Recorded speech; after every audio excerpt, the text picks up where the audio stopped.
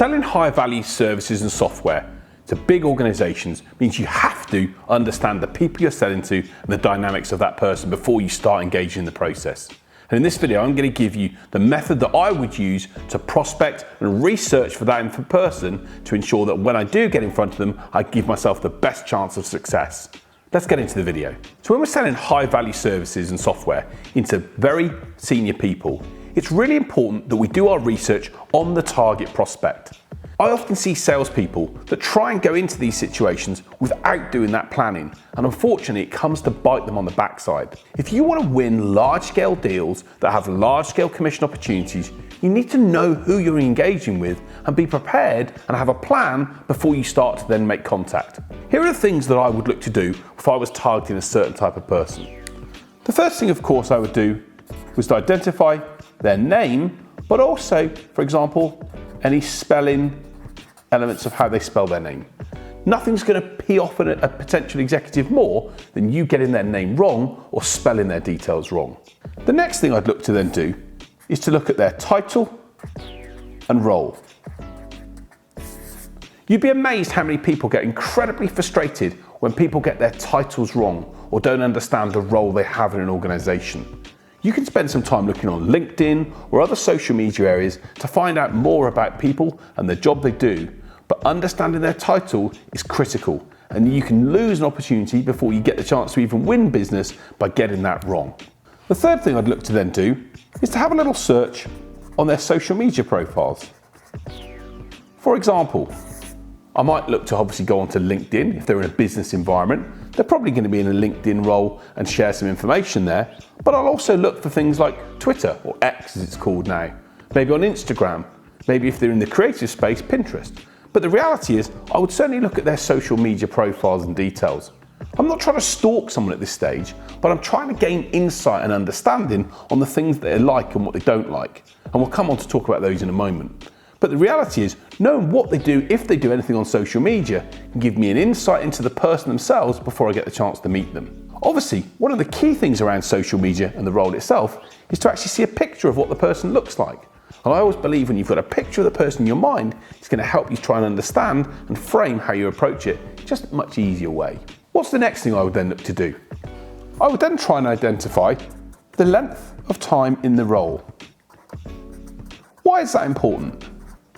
Well, the reason why the length of time in role is important is because generally, people that are in new positions of companies, especially if that company is some of the company that they're brand new to as well, whilst they may make quite big decisions early, it sometimes takes time for them to get familiar with the surrounding situations. I once had a conversation with a senior executive who just joined the business 1 month before, and they were taking some time to evaluate their options and the team and the systems they had, and weren't going to do anything for 2 or 3 months. So as a reality of that, it wasn't worth me prospecting them.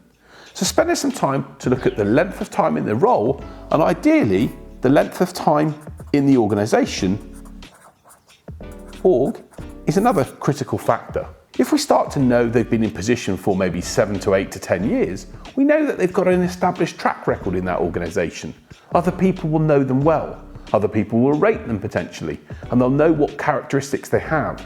And knowing those elements enables us then, they're probably going to have much more better connections with other people, which is going to enable us to then see if we can do the work we need to get involved with that person, or to get them to connect us to other people that they want, that they think can help them. One of the other key things I would then look to then do is look at past companies. Past companies are a great way to open up conversations with your potential buyer. It enables you to indicate and see what type of business they were in previously or who they worked with. When you know certain brands and certain companies, and especially if they've spent quite a large amount of time there, it enables you again to get an insight into what might have happened, what could have caused them to move from that company to another role. And again, it's about how we use this information in the communications and the plans that we do with that individual prospect. The key thing is I want to look like I'm informed. When you engage with a potential buyer and you've understood their situation and what's going on in their world and can absolutely show your research on them, it builds a warmth and affection for them to engage with you. Of course, we don't want to show like we're stalking them, but it's about making sure we've said, hey, you are important to us and we've done our planning on you in order to understand how we can serve and help you. It's a key part of prospecting large and selling large value items. So what's the next thing I would look to try and do? I would try and see through my searches whether I could see details of any hobbies or interests. Why is that important? Let me share an example and a story with you. A few years ago, I worked with an IT company who were trying to sell their services into a large organisation in London. And they were having a struggle to get hold of a person. But the one unique thing, and I won't mention their name, but that person had a very unique name. So what did I do? I searched on them on Google. And I actually found out that one of their hobbies was to work with an organisation that did animated dramatics. As a result of that, we adjusted the communication we used and said to the person that we were really pleased to see that they were doing that amateur dramatics and it looked a great thing. And within 3 days, they came back to us and said, yes, that was great, because we'd shown of interest in them. The reality is when you understand someone's hobbies or interests or what matters to them, it can enable you then to open up conversations and different doors in a different way. So be open to searching on that information and make sure you capture some details on maybe sports or music or things that they like to do. It can open the door for conversation. The other thing I would then look to do is to try and find information on the size or the turnover of the company. Much of that information is publicly available. You can go on to tools like Endol or other search platforms that can enable you to search and find out how big the company is, what's their turnover, how many people they've got. And that can help you identify A, whether it's a good prospect for you, but B, it will give you a sense of if they're going to then be able to afford the solution that you're putting in place. As I've said in previous videos, if you want to sell high value items, that company's got to be able to afford it. And generally, the bigger the organisation, the more chance you've got of success there. So have a little look at the size and the turnover of the company and make sure you understand that. So again, when you have conversations with people, you can bring those elements up. I see you guys have just passed the £1 billion barrier. Or I recently saw that you've just achieved and brought on board a new team, or you acquired a new company. Again, that insight, that information can help the buyer see that you're potentially someone that's got detail and can be someone that can be trusted. So the next thing I would then look to do, related to the company, is to look at external news and quotes. Very often, we might engage with an individual company, but by searching on them, again, on Google, on Bing, whatever tool you use, and you put that company's name or that division into there, you'll find information. Maybe they've won an award recently.